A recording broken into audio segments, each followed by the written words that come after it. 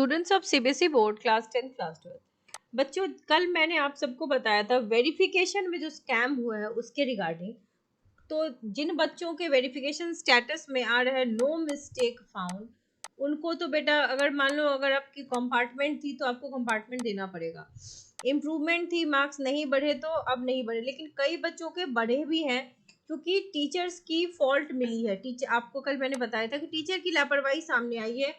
Copy verification में बहुत तरह की गलतियां पाई गई है। टीचर्स ने स्टेप मार्किंग नहीं की है बहुत से कॉपियों में। हाँ, इसका ये मतलब नहीं है कि सबके कॉपी में ये प्रॉब्लम्स हैं, बट कुछ टीचर्स ने बहुत ही लापरवाही के तरीके से, जैसे सीबीएसई का प्रोटोकॉल है जिसको सभी बच्चे फॉलो करते हैं, तो कई बच्चों ने स्टेप्स में आंसर्स लिखे हैं, teacher has not given them marks.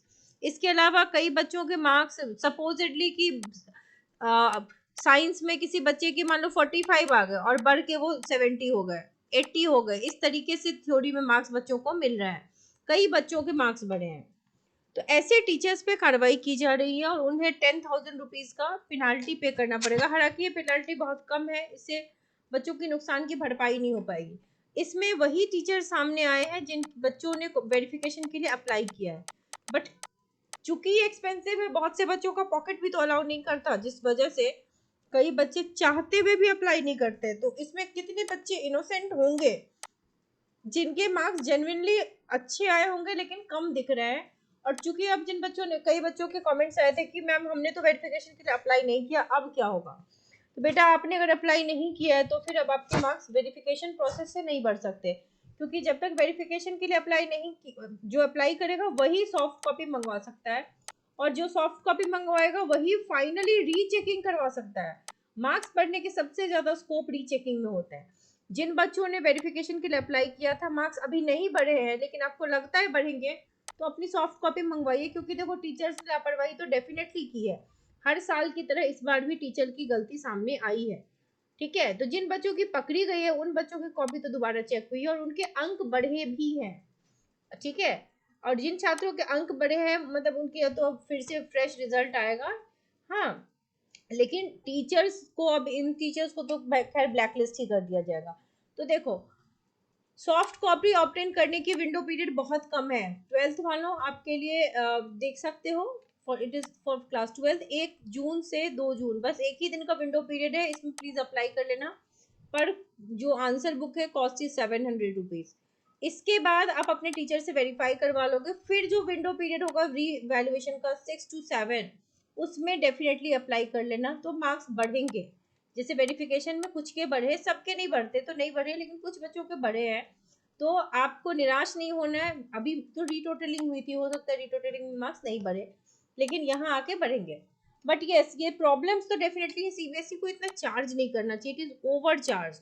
अब हर बच्चे को के पास इतने पैसे नहीं होते कि हर सब्जेक्ट के लिए वो लगाए और फिर वेरीफाई, फिर ये तो फ्री होना चाहिए सीबीएसई की तरफ से, क्योंकि बच्चों ने जब एग्जामिनेशन का फॉर्म फिलअप किया, या फिर 50 रुपये रख लो, मतलब मिनिमल चार्जेस रखो जैसे गवर्नमेंट की चीज़ों पे होने चाहिए, जो मतलब ताकि इसको सभी एक्सेस कर सकें।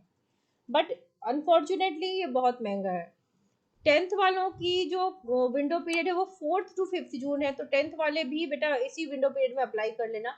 एक दो दिन आगे पीछे है, बट डेफिनेटली अप्लाई करना, क्योंकि हर बार ऐसा होता है। और सीबीएसई में पता नहीं क्यों इतने बच्चों को कंपार्टमेंट डाल दिया जा रहा है लास्ट 2 ईयर से।